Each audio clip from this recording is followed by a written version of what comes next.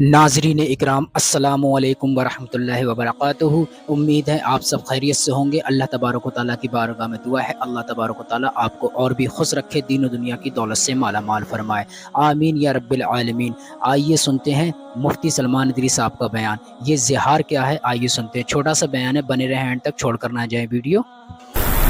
شروع میں جو سورہ مجادلہ ہے، ویسے تو مجادلہ تکرار کرنے کو کہتے ہیں، بحث کرنے کو کہتے ہیں، جھگڑا بھی ہوتا ہے۔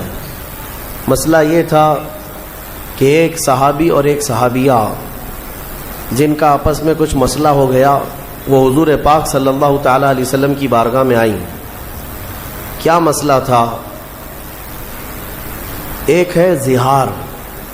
بہت کم لوگ یعنی عوام میں سے ان مسائل کو جانتے ہیں۔ طلاق تو سب جانتے ہیں، طلاق کی ہی طرح سے ایک اور چیز ہے زہار۔ جیسے طلاق سے عورت حرام ہو جاتی ہے مرد پر، زہار سے بھی مرد پر عورت حرام ہو جاتی ہے۔ وہ زہار کیا چیز ہے؟ زہار کا مطلب ہوتا ہے کہ مرد نے اپنی عورت کو کبھی یوں کہا، اپنے محرم عورتوں میں سے کسی ایک سے اس کو تشبیہ دیا۔ محرم عورتیں کیا ہیں؟ تمہاری ماں ہے، بہن ہے، بیٹی ہے، تمہاری پھوپھی ہے، خالہ ہے، یہ سب وہ عورتیں جو تم پر حرام ہیں، ہمیشہ کے لیے حرام ہیں، ان سے نکاح نہیں کر سکتے تم۔ ماں سے نکاح نہیں کر سکتا، بیٹی سے، بہن سے، بھانجی سے، بھتیجی سے، خالہ سے، پھوپھی سے، یہ محرم عورتیں حرام ہیں تم پر نکاح کرنا ان سے۔ ان عورتوں میں سے کسی ایک سے تم نے اپنی بیوی کو تشبیہ دیا، ایسے کہا کہ تو میرے لیے میرے ماں کے فلاں چیز کی طرح ہے، یا تو میرے لیے میری بیٹی کی طرح ہے، یا میری بہن کی طرح ہے۔ اس کو کہتے ہیں زہار۔ محرم عورتوں سے ان کو تشبیہ دینا اپنی بیویوں کو، یہ زہار ہے، اور عورت حرام ہو جاتی ہے فوراً حرام ہو گئی اس پر۔ اگر تم نے اپنی بیوی کو یوں کہا کہ تو میرے لیے میری ماں کی طرح ہے، یا تو میرے لیے میری بیٹی کی طرح ہے، یا بہن کی طرح ہے، ان عورتوں سے اگر اپنی بیوی کو، اپنی منکوحہ کو تشبیہ دیا تو حرام ہو گئی عورت۔ ایک صحابی کا ایک صحابیہ کے ساتھ ایسا معاملہ ہوا۔ خاتون عمر دراز تھی، دونوں کی بھی عمر ہو چکی تھی۔ وہ روتے ہوئے حضور پاک صلی اللہ علیہ وسلم کی بارگاہ میں آئیں، کہا کہ اتنے سال تو ہم اچھے خاصے رہے، اب جا کر کے میرے شوہر نے مجھے یوں کہہ دیا ہے کہ تو میرے لیے میری ماں کے مثل ہے، کیا کرے؟ تو وہ آ کر کے حضور پاک صلی اللہ علیہ وسلم کی بارگاہ میں بار بار سوال کر رہی تھی، تو رسول کریم صلی اللہ تعالیٰ علیہ وسلم وحی کے اترنے کے انتظار میں تھے کہ اللہ تعالیٰ اس کا حکم کیا فرمائے گا۔ تو اللہ تعالیٰ نے پوری سورہ اتار دی، قد سمع اللہ قول التی تجادلک فی زوجہا۔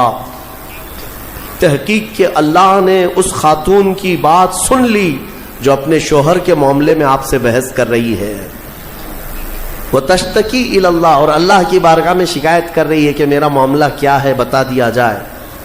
تب رب تبارک و تعالیٰ نے پورے احکامات اس میں بیان کر دیے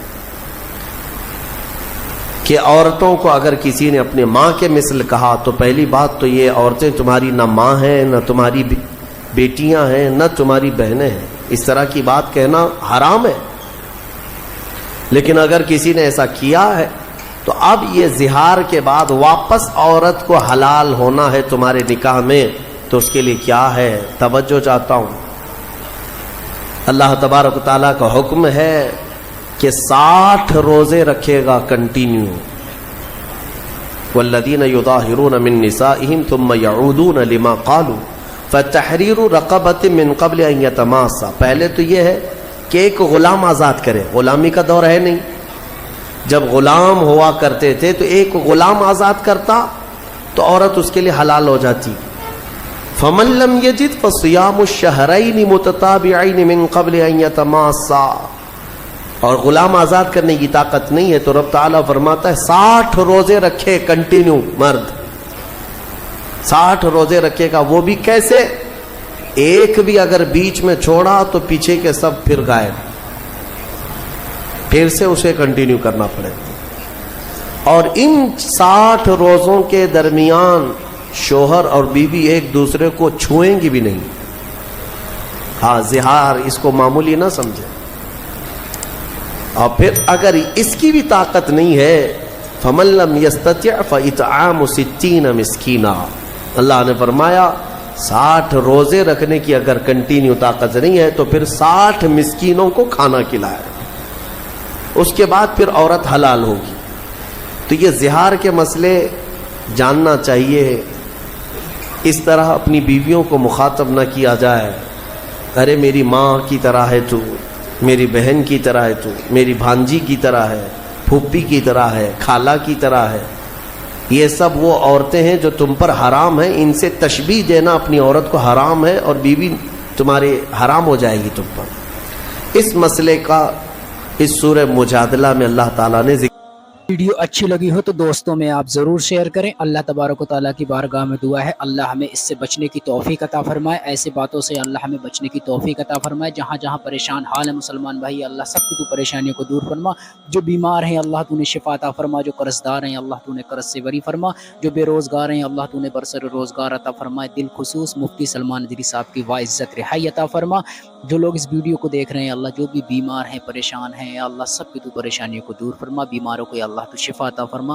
قرض داروں کو اللہ تو قرض سے بری فرما. بے روزگاروں کو اللہ تو برسر روزگار عطا فرما. جن کے روزگار ہیں اللہ ان کی روزی میں رحمت برکت عطا فرما. میری دعائیں سرکار دو عالم صلی اللہ تعالی علیہ وسلم کے صدقے میں قبول فرما. السلام علیکم ورحمۃ اللہ وبرکاتہ.